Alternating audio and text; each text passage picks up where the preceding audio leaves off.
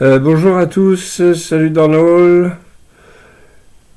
Aujourd'hui, on revient dans le premier mandala, dans le mandala 1, qui est qui est un mandala un peu bizarre et un peu spécial, puisque on ne sait pas trop pourquoi il est là. Tous les autres, on sait. Hein. Il y a comment dire, les family books, hein, donc ceux de 2 à 7, qui racontent des histoires très anciennes. Le huitième, qui est probablement, plus que probablement, qui date du début du tout début de la période urbaine, hein, quand ils ont commencé à construire les villes, Harappa, Harakigari, etc. Banawali, enfin bon, il y en a beaucoup. C'est un peu une présentation, moi c'est un peu comme ça que je vois, mais il y a certainement autre chose. Une présentation de ce qu'est le Rig Veda, quoi. Et donc lui il fait 191 hymnes, hein, et le dernier aussi. Et le dernier a été rajouté longtemps après. Donc voilà. On prend le mandala 1, hymne 129. L'hymne 129, donc si vous avez votre exemplaire sous la main, voilà, ou même d'autres traductions, hein, parce que tout le monde n'a pas traduit la même chose, parce que disons que il y a une grosse différence entre le traducteur du 19e siècle et le traducteur du 21e siècle. Parce que entre-temps, on sait ce qu'était le soma, alors qu'à l'époque, au début, ils ne savaient pas, et que on comprend très bien le sens des hymnes, à travers les métaphores, etc. Donc alors voilà, mandala 1, hymne 129 à Indra. Alors par un rishi, alors lui c'est de la famille de Divodasa,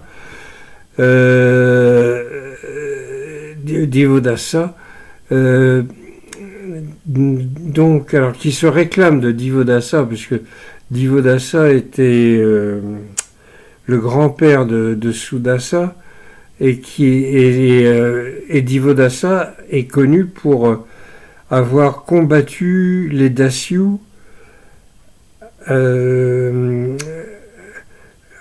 qui était commandé par un certain Shambhara, et d'avoir détruit les 99 villes de Shambhara. Alors ville, on traduit ville, c'est un mot sanskrit qui se dit pura, P-U-R-A, pura, et qu'on retrouve dans certains noms de villes indiennes maintenant, comme Jaipur ou Udaipur, sauf qu'ils ne prononcent plus le A final. Alors on le traduit par ville, mais ça peut aussi être un village, un village un petit peu fortifié, avec des murailles, ou bien pas des murailles, non, des barrières, enfin bon, voilà, des choses comme ça.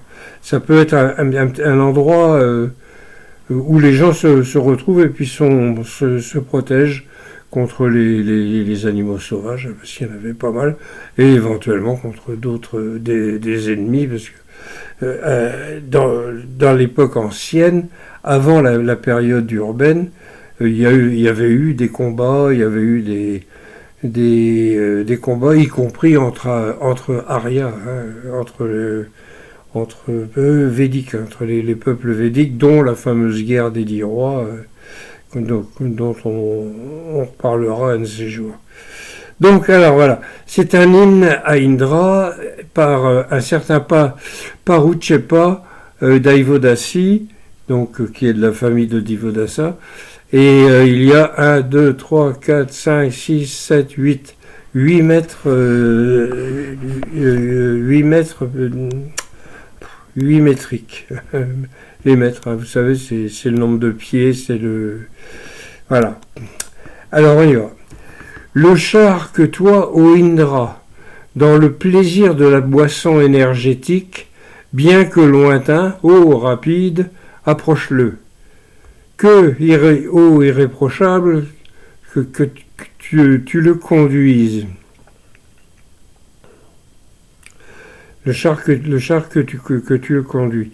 Voilà. Ce char aimé qui réalise immédiatement le désir et la force, irréprochable et actif, écoute la parole des pieux. Cette parole qui est nôtre, c'est celle des pieux.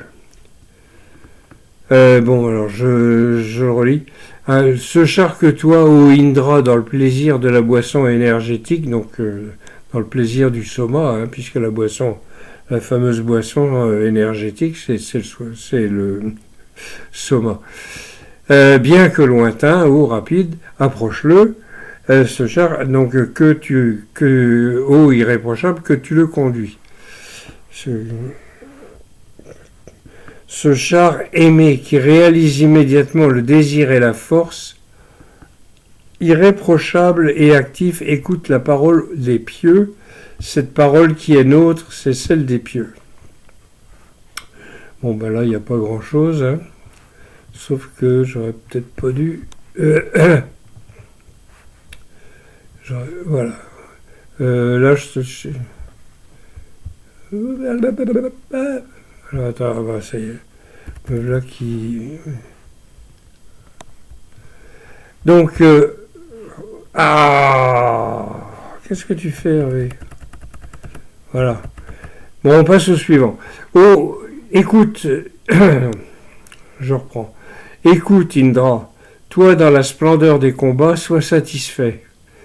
Par les hommes qui portent l'invocation, tu es efficace pour les hommes, tu es celui qui, avec les puissants, gagne le ciel, qui, avec les sages, gagne la force. Lui que les richesses s'efforcent de gagner, comme un cheval fort et rapide, comme le cheval le plus fort et le plus rapide. On recommence. Écoute Indra, toi dans la splendeur des combats. Alors, donc Indra est représenté sous forme de guerrier. Hein. Le nom de Indra vient de Ind, la racine Ind, et puis derrière il y a le suffixe, je ne sais pas si on peut dire un suffixe, je ne sais pas, Ra, qui s'applique, pour dire que ça s'applique à cet individu, quoi. Et donc la force, l'énergie, la puissance, et donc on le représente sous forme de guerrier qui perce les nuages et fait pleuvoir, qui combat les ennemis, etc. Mais c'est aussi en même temps et surtout dans un sacrifice védique où on va boire le soma, un combat pour des combats intérieurs pour ne pas pour être quelqu'un de bien, quoi, si vous voulez.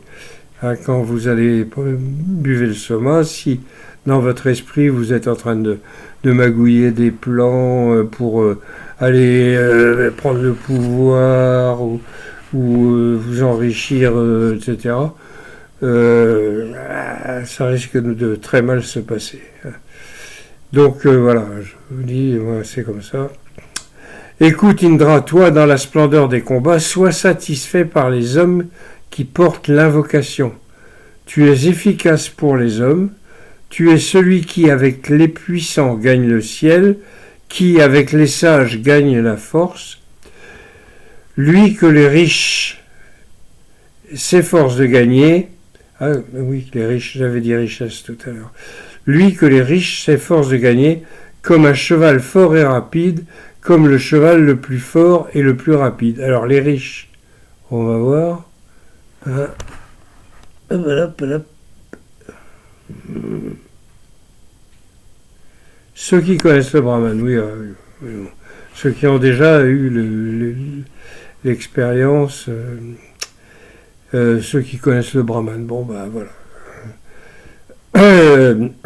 Évidemment, parce que de toute façon, il n'y a pas besoin d'avoir fait des grandes études pour savoir que si vous prenez des boissons antéogènes pour élever votre esprit, vous ne gagnerez pas d'argent. Hein. Pour ça, il vaut mieux jouer au tiercé ou aller travailler, mais on ne s'enrichit pas financièrement. Donc là, les riches en question, c'est pas les riches de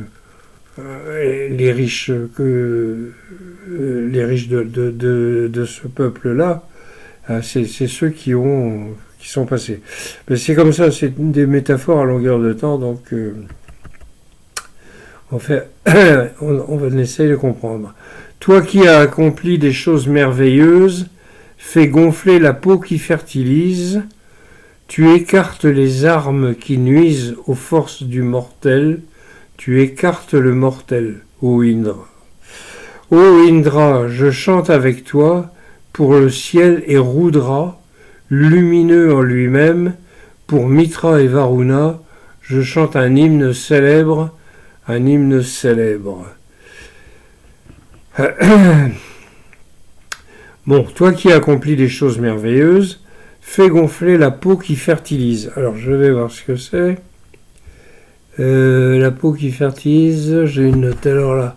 La peau de chèvre ou de taureau sur laquelle le soma est versé pour être filtré à travers les poils. Ah oui, oui, alors c'était plutôt une peau de vache, mais il pouvait y avoir des variantes locales. Mais c'était plutôt une peau de vache, bien que les vaches soient vénérées, etc. Ça n'empêchait pas. Donc, quand on écrase le soma, il y a les poils de la... bien sûr, il faut laisser les poils. Hein. Les poils de la vache ou de la bête en question retiennent la chair des plants de soma, des champignons. Voilà. Donc, je reprends. Hein. Toi qui accomplis les choses merveilleuses, fais gonfler la peau qui fertilise. Tu écartes les armes qui nuisent aux forces du mortel. Tu écartes le mortel. Tu écartes les armes qui nuisent aux forces du mortel. Bon, d'accord. Tu écartes le mortel. Ça, tu l'écartes peut-être du danger ou quelque chose comme ça. Ô Indra, je chante avec toi pour le ciel et Rudra. Alors Rudra, ça veut dire celui qui fait pleurer. C'est pareil, la même construction, vous avez Rud, la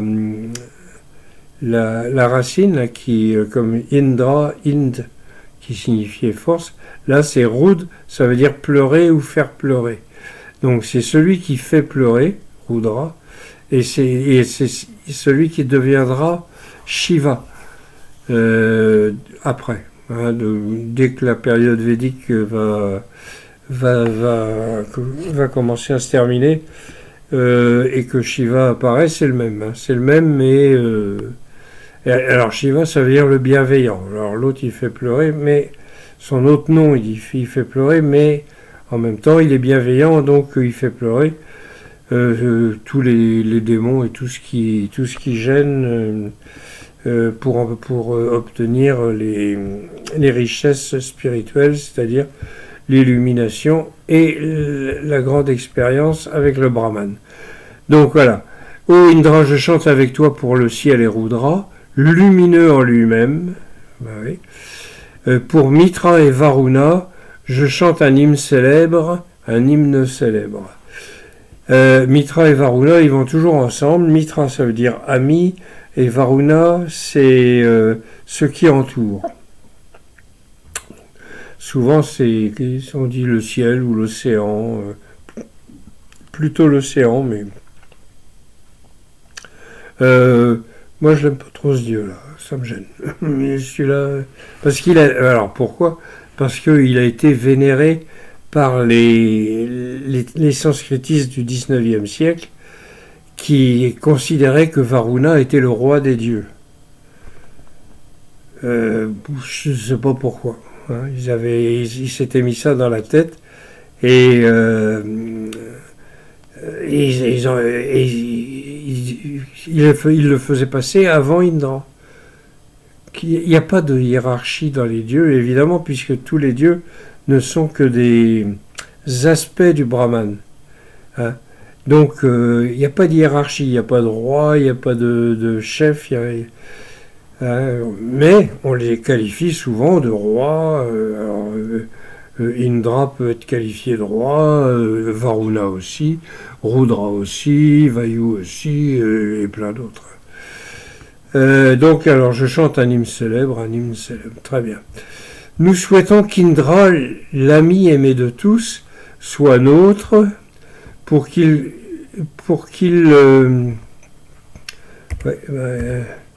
j'ai oublié un truc, pour qu'il s'unisse. Alors, je recommence. Nous souhaitons qu'Indra, l'ami aimé de tous, soit nôtre, pour qu'il unisse le pouvoir vital aux forces, oui, qu'il utilise la force. Dans tous ces combats, renforce notre esprit pour nous aider. Il n'y a pas d'ennemi que tu n'aies abattu, ni aucun ennemi que tu n'aies mis à terre. Alors, donc nous souhaitons qu'Indra, l'ami aimé de tous, soit nôtre pour qu'il unisse le pouvoir vital aux forces, force spirituelle, oui, qu'il unisse la force spirituelle nécessaire pour s'élever élever l'esprit. Hein. Dans tous ces combats, renforce notre esprit pour nous aider. Dans tous ces combats intérieurs, renforce notre esprit. Bon, ça c'est archi logique. Il n'y a pas d'ennemi que tu n'aies abattu, ni aucun ennemi que tu n'aies mis à terre. Bon, évidemment. Alors, abaisse l'arrogance de chacun avec les aides des armes très aiguisées, comme des aranis. Ah, l'arani, c'est un ustensile fabriqué en bois pour allumer le feu. Une sorte de briquet, j'ai eu la définition quelque part là, sauf que c'est pas là, il faudrait que j'aille chercher sur une clé USB, et je vais pas le faire maintenant. Donc disons que c'est une sorte de briquet fait en bois, évidemment, et en bois très sec et bien calculé pour allumer le feu rapidement. J'ai vu alors c'était peut-être pas un arani, mais j'en ai vu un qui fonctionne comme ça. On met un peu de paille très sèche, de paille ou de trucs un végétal quelconque très sec en bas, ça fait comme un piston, et tac, là, vous enfoncez le piston dedans, ça fait une étincelle, et ça enflamme ça enflamme la paille. Après, il faut faire attention et on peut allumer le feu.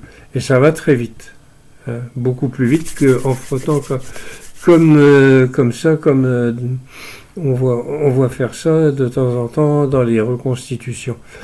Bon, alors abaisse l'arrogance de chacun avec l'aide des armes très aiguisées comme des aranis, avec les aides des puissants, ô puissants, avec les aides des puissants. Conduis-nous, ô héros, comme jadis, tu es toujours considéré comme sans blâme, tu verses dans le feu sacré l'espoir qui nous parvient par le feu. Alors, ce qu'on verse dans le feu, c'est une cuillerée de soma, hein, ou des petits gâteaux quelquefois, mais enfin là, c'est... Bon, l'espoir qui nous parvient par le feu, ouais, ça peut être le soma, mais je pense que c'est simplement l'espoir d'obtenir l'illumination. Bouge pas toi, hein. Là, on est en pleine tempête, mais ça a l'air de se calmer. Je dis ça, un petit aparté, en Bretagne, on est juste en face de l'Amérique, mais entre l'Amérique et nous, il y a l'Atlantique, et on se prend des rafales, et fin 2023, 3 jours sans électricité, sans télé, sans rien. La dépendance à l'électricité est très, très difficile à supporter. Enfin, que voulez-vous? Bon, alors, mais là, ça a l'air de se calmer. Bon. Alors, je peux dire où en étais-je? Voilà. Je peux dire au présent jus de Soma, comme la puissante parole de sagesse, il secoue les rakshas, il les secoue de lui-même. Puisse-t-il chasser loin de nous, avec ses armes nouvelles, la haine des ennemis, il peut laisser s'enfuir au loin ceux qui parlent mal, il peut laisser s'enfuir les petits. Là, il va falloir rentrer un petit peu dans les détails. Je peux dire au présent jus de Soma, le jus de Soma, hein, comme la puissante parole de sagesse, il secoue les rakshas. Les rakshas, c'est des démons. Hein, des démons, ils n'ont rien de particulier, sinon qu'ils sont cannibales, je crois.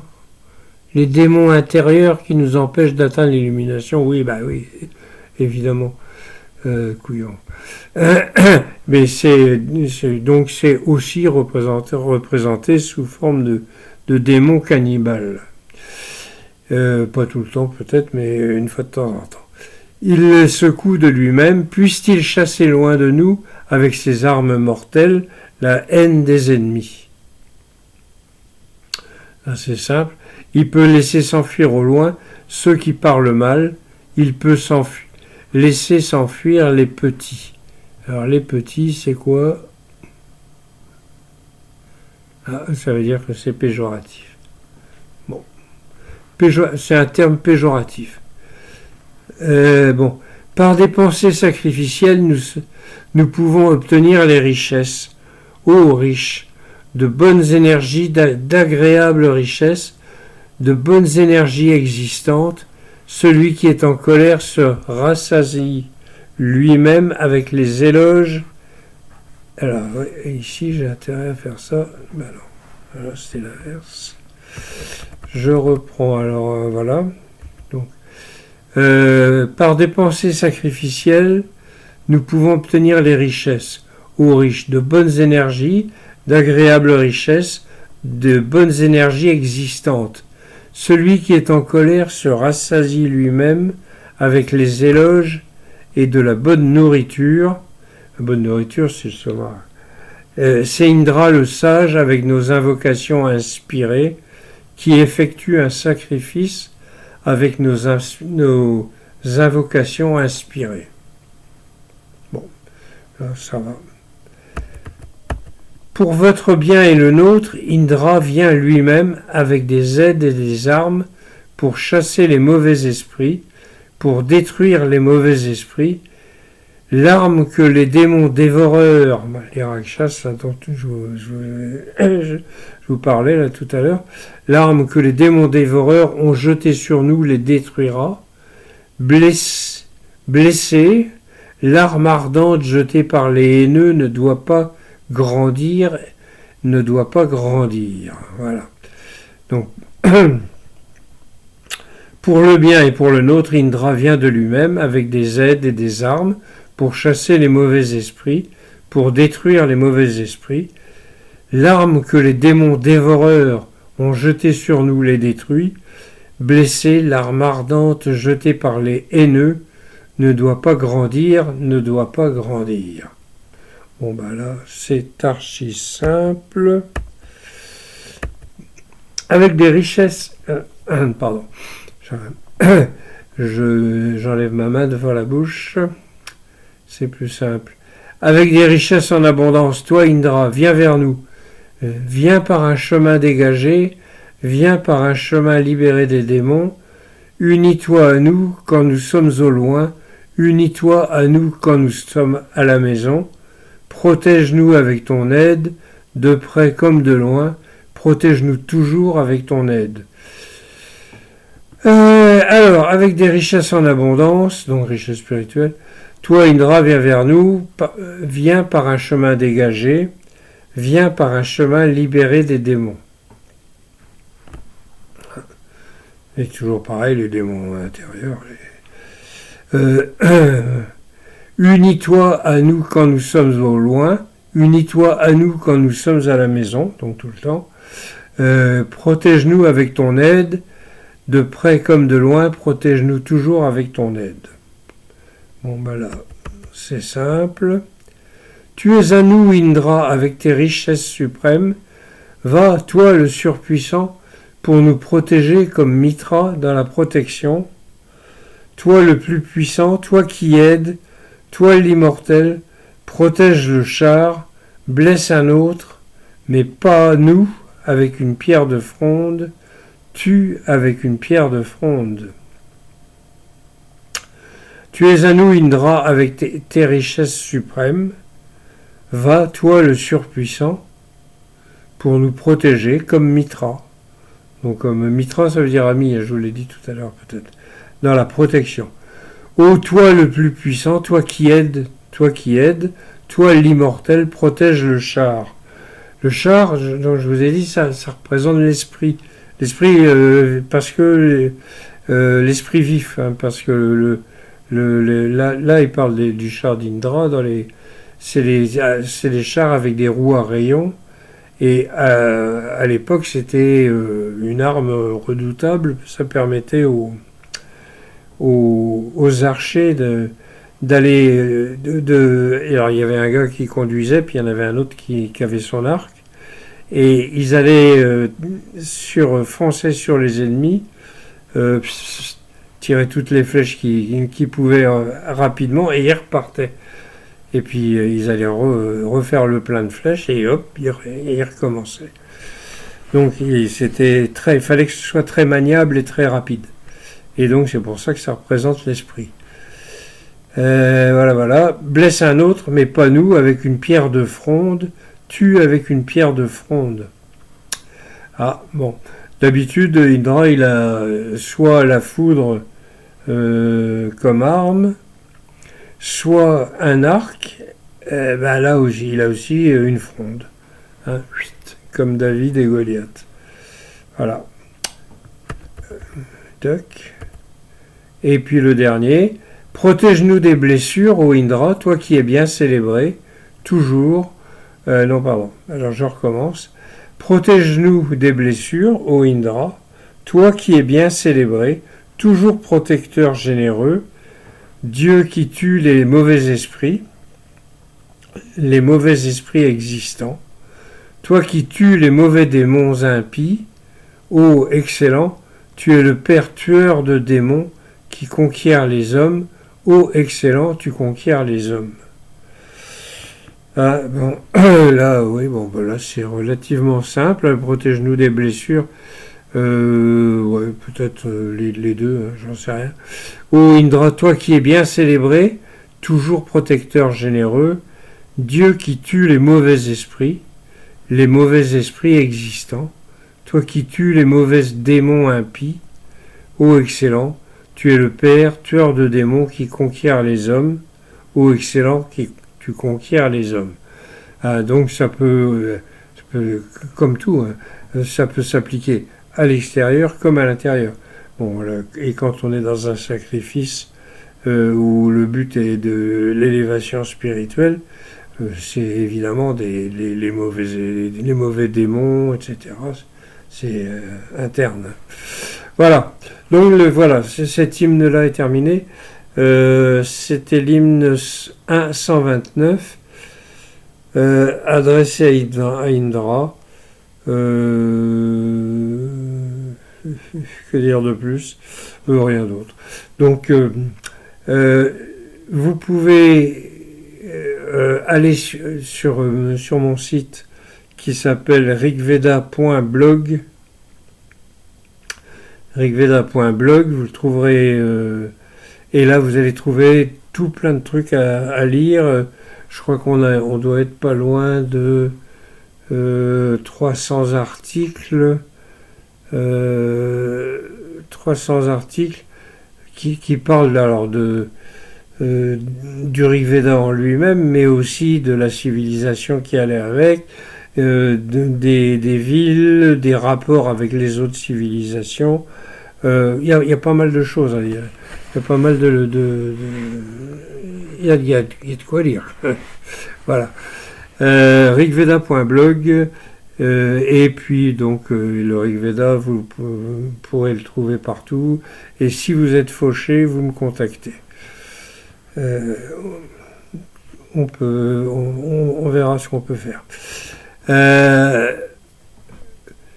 Et je vous souhaite une bonne